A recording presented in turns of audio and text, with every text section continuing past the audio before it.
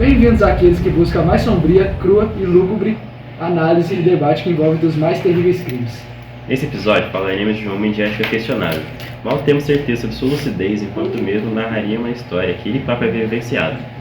Em uma taverna escura na Europa, contava sua história um homem de nome Cláudio Zerman, um assíduo apostador. É um homem rico que possui fortuna que o coloca entre os mais poderosos de Londres. Utiliza sua fortuna de forma hedônica, desfrutando dos mais diversos prazeres, como orgias, sendo um obcecado apostador de trufe, modalidade de esporte equestre que consiste em corridas de velocidade entre cavalos, geralmente puro sangue inglês, contando que havia desperdiçado grande parte de seus bens com a aposta do esporte. É impressionante como a opulência esconde mentes tão perturbadas. Mas afinal, qual foi o estopim para que Cláudio Zerman cruzasse a linha da moralidade? Onde que começa esse crime? Cláudio Zerman, no início de uma dessas corridas, apostou toda a sua fortuna no instante que começaria a corrida. Viu uma mulher que passava a cavalo. Seu olhar e pensamento se fixaram na mulher. Era uma espécie de amor à primeira vista. O homem a via como uma musa, um anjo que passara em sua frente.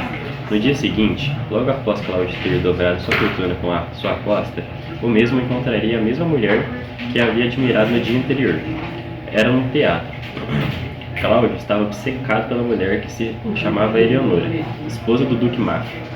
Cláudio, pelos próximos 6 meses, ficaria observando Eleonora em bailes e teatros, admirando sua beleza, contemplando.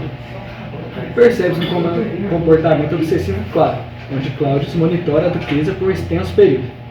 É perturbador pensar em como a rotina dela foi vigiada pelo protagonista. De fato, Cláudio havia despertado em si mesmo um comportamento sinistro. Olhava a moça e a deslizava como uma figura perfeita, virgem e de tal pureza.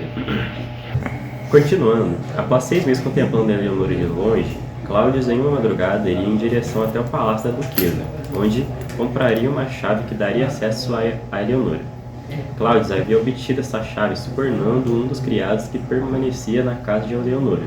Ao entrar no palácio e encontrar Eleonora, que estava adormecida, Cláudio a beijaria, o que acordaria a duquesa, mas que, devido ao seu estado de sono, cairia no sono novamente.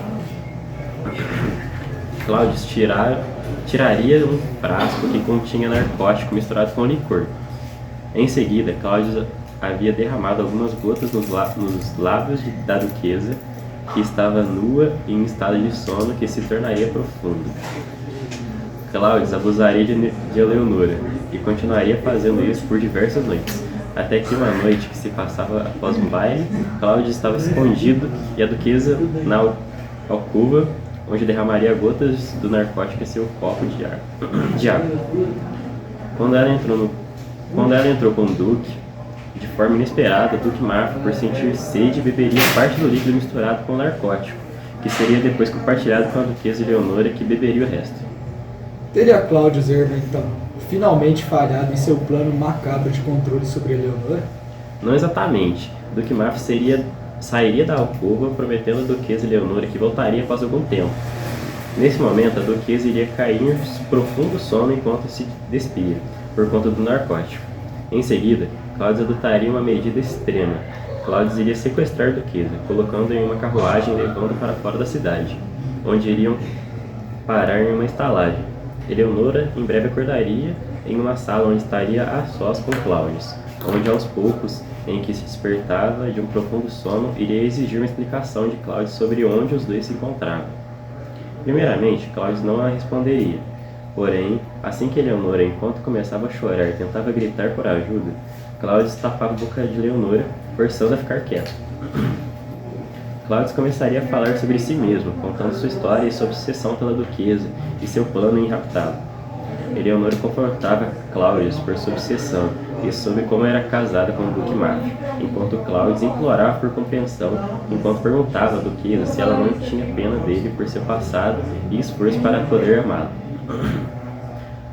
Cláudio tentava convencer a duquesa de que seria uma péssima ideia a mesma voltar para o palácio, já que Duque Mafra a amaldiçoaria por sua relação com Cláudio, e que sua vida passaria a ser repleta de sofrimento, enquanto se a duquesa escolhesse permanecer ao lado de Cláudio, ambos poderiam viver felizes com a imensa fortuna de Cláudio.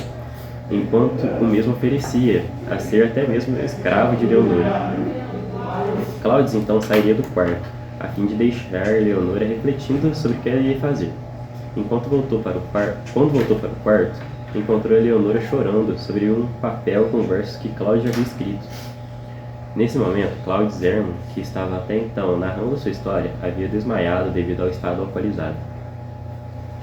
Mas o caso não termina com o colapso de Klaus.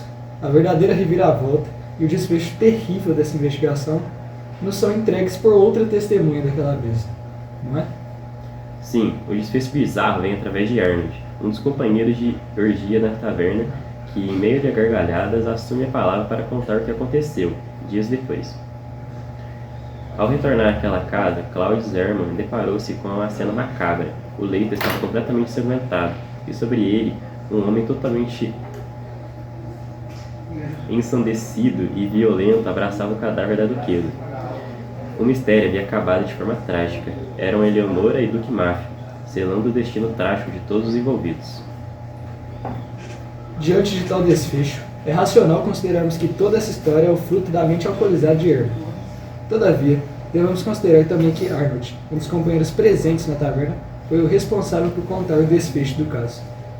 Durante todo o crime, vemos que Herman é uma pessoa com personalidade obsessiva com seu vício em apostas. Depois tornaria um vício em uma duquesa, onde Herman cometeria crimes como sequestro, abuso, perseguição, invasão, domicílio e envenenamento.